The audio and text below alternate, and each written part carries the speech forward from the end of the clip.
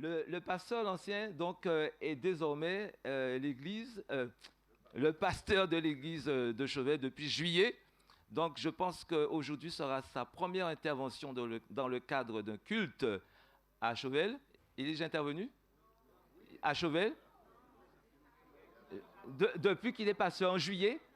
Ah bon, il est déjà passé présenter des sujets ici avant, mais depuis qu'il est pasteur de Chauvel, c'est sa première intervention et nous voulons l'accueillir dignement. Alors, pasteur l'ancien, nous sommes heureux de t'accueillir. Tu es le responsable de l'association pastorale, je crois? C'est ça. Oui, c'est ça. Donc, tu as de lourdes responsabilités. Je crois que tu es responsable que de l'église de Chauvel, mais cela ne va pas empêcher que tu sois absent. Du secteur aussi. Et du secteur, tu es responsable du secteur. Donc, pasteur l'ancien sera amené à aller accompagner d'autres pasteurs stagiaires, n'est-ce pas? Donc, ne soyez pas étonnés de ne pas le voir à certains moments, même si c'est que Chauvel qui est son église, mais il sera appelé à voyager un petit peu. Mais pour aujourd'hui, nous voulons te céder la place sans prendre plus de temps, puisque nous avons hâte de t'écouter. Mais pas toi, mais Dieu, par ton entremise. Voilà, à toi l'honneur, mon cher pasteur. Ok, frères et sœurs, bonjour et bon sabbat. Je souhaite que les riches bénédictions de Dieu se répandent sur chacun de vous en abondance. Il n'a pas eu tort. Ce jour-là, j'avais fait une passe de 30 mètres, j'avais déposé sur sa tête et il a failli marquer un but. Oh là, et tu te rappelles de ça? Ah oui, bien. Oui. En tout cas, merci pour ces paroles d'introduction. Et il fait très chaud. Je ne sais pas si c'est la température extérieure ou si c'est la chaleur de Chauvel. Alors, Chauvel, c'est une église, il fait chaud, chaleureuse. Ah, peut-être qu'il va falloir qu'on climatise un jour. J'ai entendu Amen, c'est vrai?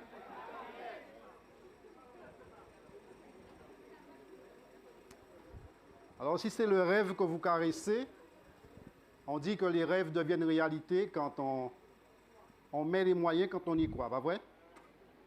Et ce matin, justement, je vais vous parler de...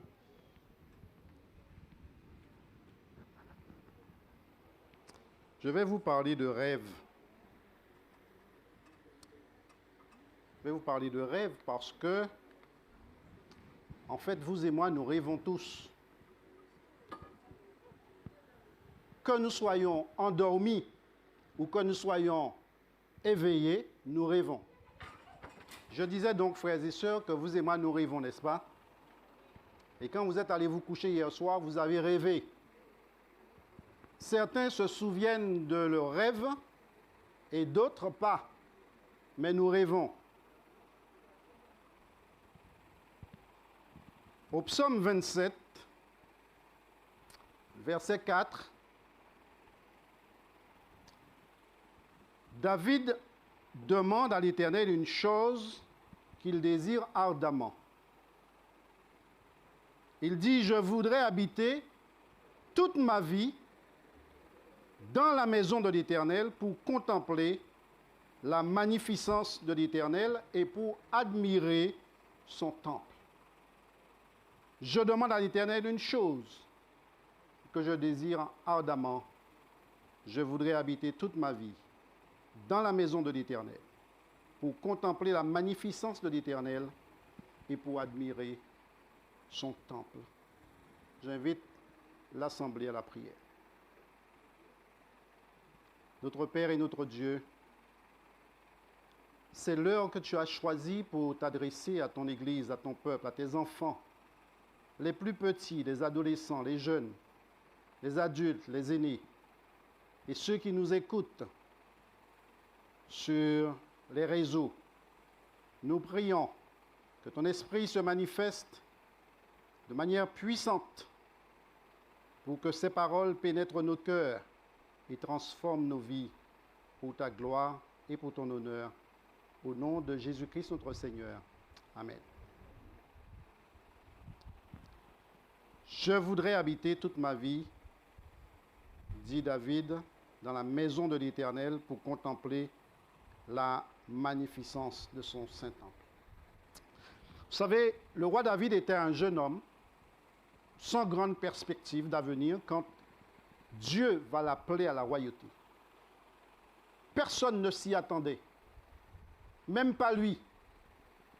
Et cependant, les yeux de l'Éternel vont se porter sur ce petit jeune homme, frêle, apparemment sans intelligence, ne pouvant apporter que peu à la nation. Dieu va l'appeler à la royauté. Et par conséquent, en tant que roi, il a l'autorité suprême. David avait une autorité suprême sur le royaume d'Israël. Il avait accès aux ressources du royaume. Il avait sa propre armée. Il était responsable de la gestion de la justice dans le royaume. Et en tant que roi, David avait probablement la propriété de vastes domaines. Il était riche. Il avait une richesse personnelle. Il avait accès à une alimentation de qualité supérieure, à des vêtements somptueux et à un mode de vie luxueux. En plus, il était choisi par Dieu et il jouissait d'une légitimité religieuse. Cependant, quand David s'enfuit devant Absalom, il laissa derrière lui sa maison. Il laissa derrière lui ses trésors et toute la gloire de sa couronne. Mais ces choses n'étaient rien comparées à l'adoration de Dieu.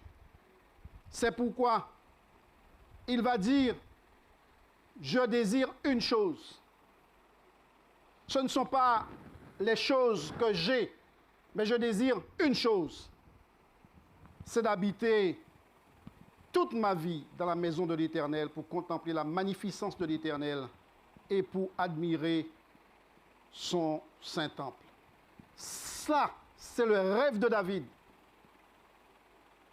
Mais est-ce ton rêve à toi? De quoi est-ce que tu rêves le plus? Le docteur Martin Luther King a lui aussi eu un rêve. Le 28 août 1963, il y a de cela 60 ans, il va dire « I have a dream ». Ceux qui ont entendu ce discours ce jour-là n'étaient pas adventistes. Il y avait certainement des adventistes, mais ils n'étaient pas tous adventistes. Mais ceux qui vont l'entendre aujourd'hui sont tous adventistes, pour la plupart. Il va donc dire « I have a dream ». J'ai un rêve qu'un jour, cette nation se lèvera et vivra la vraie signification de sa croyance. I have a dream, disait-il. J'ai un rêve qu'un jour, sur les collines de terre rouge de la Géorgie, les fils des anciens esclaves et les fils des anciens propriétaires d'esclaves pourront s'asseoir ensemble à la table de la fraternité. Il disait, j'ai un rêve qu'un jour, même l'État de Mississippi, qui est un désert étouffant d'injustice et d'oppression, sera transformé en une oasis de liberté et de justice. Quel beau rêve! I have a dream, disait-il, que mes 4 enfants habiteront un jour une nation où ils seront jugés non pas par la couleur de leur peau, mais par le contenu de leur caractère. I have a dream qu'un jour l'État de l'Alabama sera transformé en un endroit où les petits-enfants noirs pourront prendre la main des petits-enfants blancs et marcher ensemble comme des frères et des sœurs. I have a dream qu'un jour chaque vallée sera levée, chaque colline et montagne seront nivelées, les endroits rugueux seront lissés, les endroits tortueux seront faits droits, et la gloire du Seigneur sera révélée, et tous les hommes la verront ensemble. I have a dream. Avec cette foi, disait King, nous pourrons transformer les discordances de notre nation en une belle symphonie de fraternité. Avec cette foi, nous pourrons travailler ensemble prier ensemble, lutter ensemble, être emprisonnés ensemble, en sachant qu'un jour, nous serons libres ensemble. I have a dream. Quel beau rêve, frères et sœurs. Un rêve qui nous concerne aussi aujourd'hui. Nous aurions tous aimé vivre nos croyances pleinement. Nous aurions aimé manger à la même table. Nous aurions aimé nous asseoir ensemble, blancs et noirs, riches et pauvres, qui que nous soyons. Très beau rêve, travailler ensemble, prier ensemble, lutter ensemble. Et s'il faut être emprisonné ensemble, être emprisonné ensemble, parce qu'un jour, nous serons libres ensemble au nom de Jésus-Christ. Frères et sœurs, les hommes rêvent, mais le diable, appelé aussi Satan, celui qui séduit toute la terre, a lui aussi un rêve. Il est celui qui s'oppose au plan divin. Et dans le contexte du conflit cosmique, tout ce qu'il cherche à faire, c'est à assombrir et à affaiblir la conscience des hommes. C'est lui le prince des ténèbres. Et son rêve, c'est de maintenir les enfants de Dieu dans les ténèbres. Son rêve, frères et sœurs, en tant que père du mensonge, c'est de nous maintenir dans le mensonge. Son rêve, c'est de nous maintenir dans le péché, nous avilir, nous maintenir dans la misère, dans la souffrance et dans la mort. Frères et sœurs, le rêve de Satan, c'est de transformer nos rêves en cauchemars. Vous n'avez pas entendu ce que j'ai dit, hein? J'ai dit que le rêve de Satan, c'est de transformer nos rêves en cauchemars. Il y a une différence entre un rêve et un cauchemar. Le cauchemar, on a peur. Le cauchemar, on est terrorisé. Le rêve de Satan, c'est de maintenir nos enfants sous l'effet de la drogue, de l'alcool, du sexe, de la pornographie, de la violence conjugale dont nous allons en parler à la fin du mois parce que le 30 est réservé au Nditnar avec le ministère de la Femme et nous aurons certainement un grand débat ici à Chauvel. Et frères et sœurs, c'est le rêve de Satan de transformer nos rêves en cauchemars. Satan rêve du pire, mais Dieu rêve du meilleur pour ses enfants. Parce que Dieu, son rêve, c'est qu'un jour, vous et moi, nous puissions nous asseoir sur le trône de Dieu. Le rêve de Dieu, c'est que nous puissions un jour revêtir l'immortalité, que nous soyons revêtus d'incorruptibilité. Jean 14 dit, là où il est, nous y soyons aussi. C'est cela le rêve de Dieu. N'est-ce pas un beau rêve? David dit, je demande à l'Éternel une chose. Et il va employer un qualificatif. Une chose que je désire comment? Ardemment. Je voudrais habiter toute ma vie dans la maison de l'Éternel pour contempler la magnificence de l'Éternel et pour admirer son Saint-Temple. Le rêve de David, c'est la communion avec Dieu. C'est le cri de son cœur, c'est la vie de son cœur. Il ne pense qu'à cela, il ne vit que pour cela. Vivre avec Dieu, passer du temps avec lui. Son rêve, c'est que Dieu soit son alpha et son oméga, l'objet suprême de son plaisir et de son étude. Vous savez, comme les enfants désirent, pour la plupart, habiter tout le temps avec leurs parents. J'avais un oncle, parce qu'il est décédé, sa maison était ici. Et la maison de ma grand-mère était ici. Il y avait 2 mètres qui séparaient les 2 maisons. Mon oncle a eu 8 enfants. Il travaillait, il pourvoyait aux besoins de ses enfants. Et vous savez quoi? Il passait tout son temps chez sa maman. C'est là qu'il prenait son café le matin. Il faisait le café chez lui, mais il allait le boire chez sa mère. Merci. Il venait pour manger à midi et il venait pour manger le soir. Il n'y en a pas parmi vous qui faites ça? Ça m'arrive de temps en temps. Je sais que mon épouse n'aime pas trop ça, mais quelqu'un a dit qu'à maman, c'est là où on va sentir bien, pas vrai? Eh bien, vous savez, David, c'est cela. Il désirait habiter constamment dans la maison de son Père. C'est le désir dominant de son cœur. Et bien plus, la chose que je désire le plus sincèrement, c'est habiter, disait-il, toute ma vie dans la maison de l'Éternel.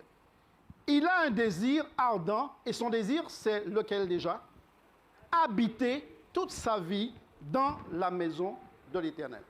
Quelqu'un a dit que habiter avec quelqu'un, c'est vivre le matin où nous sommes encore les cheveux en bataille et le cerveau pas encore bien éveillé.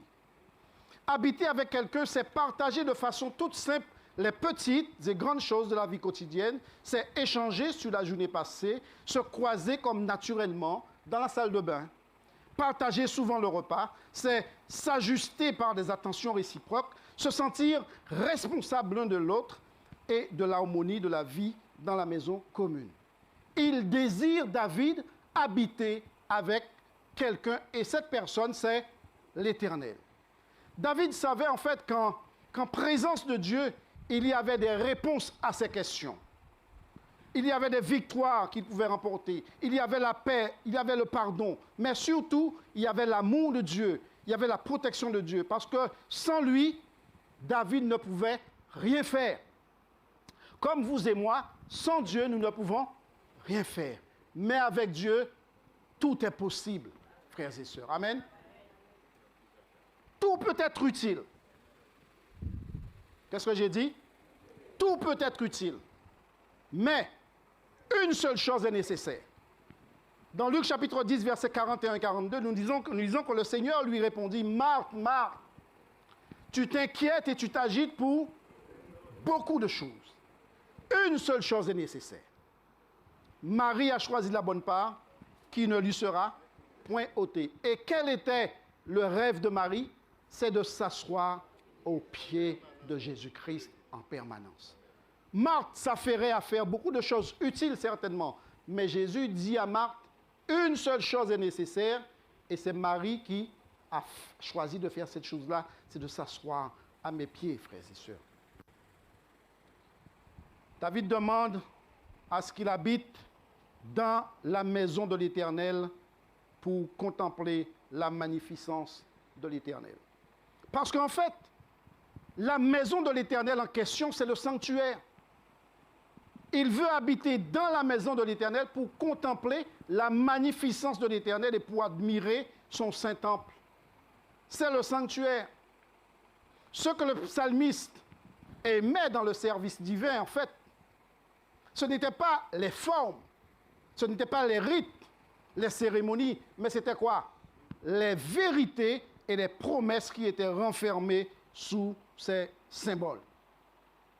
Dans le sanctuaire, il y avait l'autel des holocaustes, là où on venait pour sacrifier, là où on venait pour reconnaître son péché, pour reconnaître son tort, se confesser. Il y avait l'autel des holocaustes, des sacrifices. Dans 1 Jean chapitre 1er, versets 8 et 9, nous lisons que si nous disons que nous n'avons pas de péché, nous nous séduisons nous-mêmes et la vérité n'est point en nous. Mais si nous confessons nos péchés, qu'est-ce qu'il a dit? Il est fidèle. Christ, l'agneau de Dieu qui ôte le péché du monde, est fidèle et juste pour nous les pardonner et pour nous purifier de toute iniquité. Laissez-moi vous dire quelque chose. David voulait habiter dans la maison de l'Éternel parce qu'il savait qu'il y avait cet autel-là. Parce que quand il a péché avec Bathsheba, qu'est-ce qu'il a fait? Il a reconnu son péché et Dieu le lui a pardonné. Il savait que Dieu était un Dieu de pardon. Dans le sanctuaire, il voyait l'autel et il voyait Christ, il voyait l'agneau, il voyait le service qui se faisait. Christ qui donnait sa vie pour lui, comme il a donné sa vie pour nous aujourd'hui. Voilà pourquoi il voulait habiter dans la maison de l'Éternel. Dans la maison de l'Éternel, il n'y avait pas que l'autel, mais il y avait aussi la cuve d'airain qui était remplie d'eau. Et quand on s'y approchait, on pouvait se regarder, on se voyait en face. On ne voyait pas quelqu'un d'autre, mais on voyait son propre visage. On voyait qui nous sommes, qui je suis. En me penchant vers l'eau pour me laver, je voyais qui j'étais. Et alors, s'il y avait une certaine impureté, je pouvais me laver dans cette eau. Parce que cette eau, c'est Jésus-Christ. L'eau qui purifie, l'eau qui désaltère. Amen. Oh, le Seigneur, c'est l'Esprit. Et là où est l'Esprit du Seigneur, là est la liberté. Nous tous qui le visage découvert, contemplons comme dans un miroir la gloire du Seigneur, nous sommes transformés en la même image, de gloire en gloire, comme par le Seigneur, l'Esprit. Voilà pourquoi il voulait habiter toute sa vie dans la maison de l'Éternel. Dans le sanctuaire, dans la maison de Dieu où il voulait habiter, il y avait aussi le chandelier, qui est symbole de lumière. Christ qui est la lumière du monde. Alors, il ne marcherait jamais dans les ténèbres, il serait toujours dans la lumière de Dieu. Comme nous chantons, nous marchons comment? Dans la lumière de Dieu. Le monde marche dans les ténèbres, le monde marche à sa perte, mais les enfants de Dieu qui marchent dans la lumière marchent vers la cité céleste. Et c'est pourquoi il voulait habiter la maison de l'Éternel, parce qu'il savait qu'il y avait le chandelier. Il savait aussi qu'il y avait la table des pains de proposition, qu'il ne manquerait jamais de nourriture. Il y avait suffisamment pour qu'il puisse en manger toute la semaine, et il y avait tellement qu'il pouvait en partager avec d'autres. Parce qu'il y avait combien de pains en fait? Il y avait 6 d'un côté et 6 de l'autre. Il pouvait en manger et il pouvait en prendre et partager avec les autres. Ce que Dieu nous demande de faire, de partager cette bonne nouvelle du salut avec ceux qui sont autour de nous. En commençant par les membres de notre famille, ceux qui sont autour de nous, ceux qui travaillent avec nous, ceux qui sont dans le voisinage. C'est ce qu'il nous demande de faire. Allez, faites de toutes les nations des disciples, les baptisant au nom du Père, du Fils. Cela n'a pas été annoncé, mais bientôt nous aurons un baptême, le 23. Nous aurons un baptême parce qu'il y en a de ceux qui veulent faire alliance avec Jésus-Christ et je vous demande déjà de faire de ça un sujet de prière. Amen. Il y avait non seulement le chandelier, la table des pains de proposition, mais il y avait aussi l'autel des parfums. L'autel des parfums, c'est le ministère d'intercession de Jésus-Christ. Jésus-Christ qui intercède pour nous. Jésus-Christ qui intercède par ses prières et qui présente notre cas pour que un jour, vous et moi, nous puissions nous aussi habiter toute notre vie dans la maison de l'Éternel. Voilà donc pourquoi David voulait tant ardemment habiter dans la maison de l'Éternel. Et puis, ce n'est pas tout. En plus de toutes ces choses, il y avait aussi l'arche de l'alliance et du témoignage. Alors, l'arche de l'alliance et du témoignage, avec son contenu, il y avait la verge d'Aaron qui avait fleuri, il y avait les 2 tables de loi écrites de la main de Dieu, et il y avait aussi cette coupe qui était remplie de manne, symbole de miracles, de grands miracles que Dieu a réalisés pour le peuple d'Israël. Mais ce tabernacle était recouvert de ce qu'on appelle le propitiatoire. Le propitiatoire qui est le mercy seat en anglais, qui est le siège de la miséricorde. Et voilà pourquoi il voulait habiter dans la maison de l'Éternel, pour contempler la magnificence de l'Éternel au travers de tout ce qu'il voyait dans le sanctuaire, symbolisant Christ pour vous et pour moi. Frères et sœurs, David demandait une chose à l'Éternel, une chose qu'il désirait ardemment, c'est habiter toute sa vie dans la maison de l'Éternel pour contempler la magnificence de l'Éternel et pour admirer son Saint-Temple. Moïse aussi a caressé le rêve de voir la magnificence de Dieu. Et nous lisons dans Exode chapitre 34, versets 5 à 7, l'Éternel descendit dans une nuée, se tint là auprès de lui et proclama le nom de l'Éternel. L'Éternel passa devant lui et s'écria, vous pouvez le dire avec moi, l'Éternel, l'Éternel, Dieu qui est comment? Miséricordieux et compatissant, lent à la colère et riche en bonté et en fidélité, qui conserve son amour jusqu'à 1000 générations, qui pardonne l'iniquité, la rébellion et le péché. Mais attention, qui ne tient point le coupable pour innocent. Attention, Dieu est bon, il est miséricordieux, il est amour, il est tout ce que nous voulons, il est lent à la colère, il est riche en fidélité, qui conserve son amour jusqu'à 1000 générations, mais il ne tient point le coupable pour innocent. Parce que si nous savons que nous sommes coupables, comme David, nous regardons la magnificence de l'Éternel. Nous regardons dans la cour et il y a l'autel pour que nous puissions y aller confesser nos péchés. Amen. Il y a la cuve pour que nous soyons lavés et purifiés de nos iniquités. Et puis, il y a le mercy seat, il y a le tabernacle de Dieu. Dans Lamentation de Jérémie, au chapitre 3, versets 22 à 26, nous lisons que les bontés de l'Éternel, les mêmes bontés que David a voulu contempler, qu'il a expérimenté, les mêmes bontés que Moïse a vu passer devant lui, ces bontés-là ne sont pas épuisées aujourd'hui, ces compassions ne sont pas à leur terme, elles se renouvellent comment? Chaque matin, que ta fidélité est grande, l'Éternel a de la bonté pour celui qui compte sur lui, qui espère en lui, pour celui qui le recherche, qui le cherche avec insistance. Vous savez, aujourd'hui, il existe de nombreux objets pour détourner notre attention de l'essentiel. Tout peut être utile, mais il y a une seule chose pour le chrétien qui est nécessaire, c'est que nous soyons assis au pied de Jésus-Christ. C'est qu'un jour, nous puissions habiter dans la maison de l'Éternel. Et nous y sommes déjà en Jésus-Christ. Parce que si notre vie est cachée en Christ, nous sommes dans la présence de Dieu. Et nous y serons un jour de manière définitive.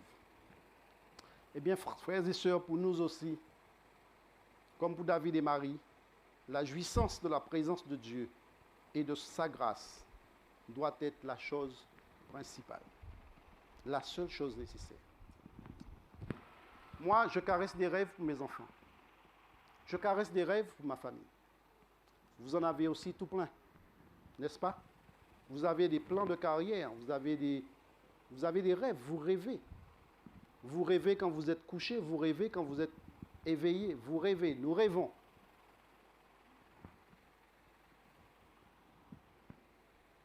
Mais il y a un rêve.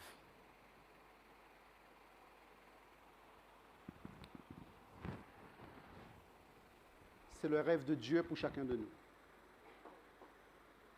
Et c'est notre rêve que d'habiter dans la maison de l'Éternel jusqu'à la fin de nos jours. J'espère en tout cas que c'est le vôtre.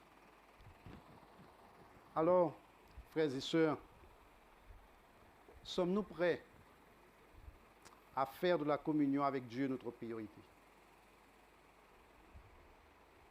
Qu'êtes-vous prêts à faire pour que la communion avec Dieu soit votre priorité? Qu'allez-vous faire pour revaloriser votre communion avec Dieu? Vous avez une communion avec Dieu. J'ai une communion avec Dieu. Nous avons tous une communion avec Dieu. Mais est-ce que cette communion est au-dessus de tous les autres rêves que nous caressons?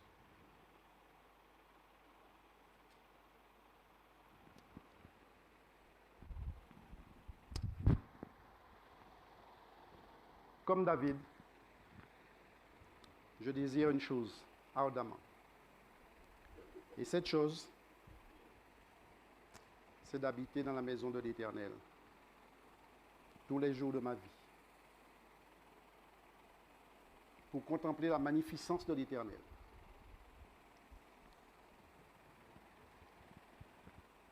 Et pour admirer son Saint-Temple.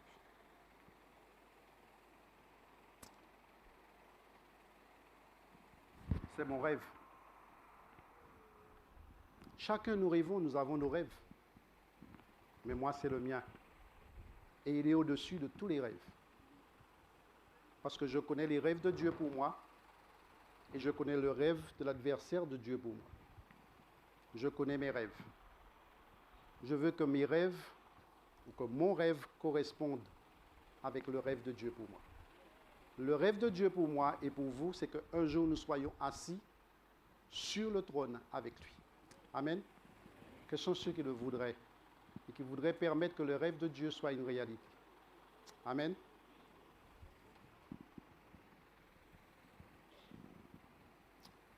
Alors qu'allons-nous faire pour que le rêve de Dieu devienne réalité? Qu'allons-nous faire pour que notre rêve, celui pour lequel nous avons levé la main, devienne aussi une réalité? C'est à chacun, dans son fort intérieur, qui doit décider aujourd'hui, là où nous plaçons nos priorités.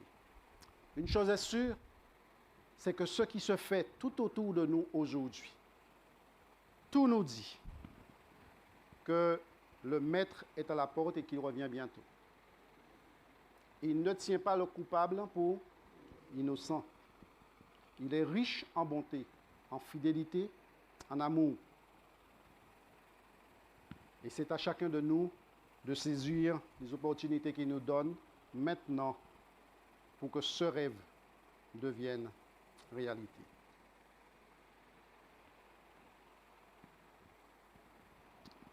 Si votre rêve, c'est de voir Dieu et d'habiter dans sa maison le reste de votre vie pour contempler la magnificence, la gloire de l'Éternel, et que c'est aussi mon rêve, ensemble, vous et moi, nous pouvons le faire. Amen. Parce que c'est le rêve de Dieu. C'est déjà le rêve de Dieu. Si le rêve de Dieu, je me l'approprie, et que vous vous appropriez du rêve de Dieu, ça veut dire que vous et moi, nous avons le même rêve, qui est en fait le rêve de Dieu. Donc, pour que mon rêve se réalise, tu vas m'aider parce que c'est aussi ton rêve, pas vrai? Tu vas tout faire pour m'aider, d'accord? Il se pourrait que je perde de vue mon rêve, mais toi qui sais que je caresse ce rêve-là, que c'est ce que je veux, et que toi aussi tu le veux, et que je suis ton frère, et que toi tu es ma sœur, qu'est-ce que tu vas faire pour moi? Tu ne vas pas m'aider à détourner mon regard des choses du monde pour me tourner vers le rêve de Dieu pour moi, pour le rêve que moi-même j'ai fait? Frères et sœurs, si c'est notre rêve à tous, un rêve qui est le rêve de Dieu, alors tout est possible. Parce que le Dieu que nous servons, c'est sa volonté. Alors, bien-aimés, nous rêvons tous, mais que notre rêve soit de vouloir habiter toute notre vie dans la maison de l'Éternel pour contempler la magnificence de l'Éternel et aussi pour admirer son Saint-Nom.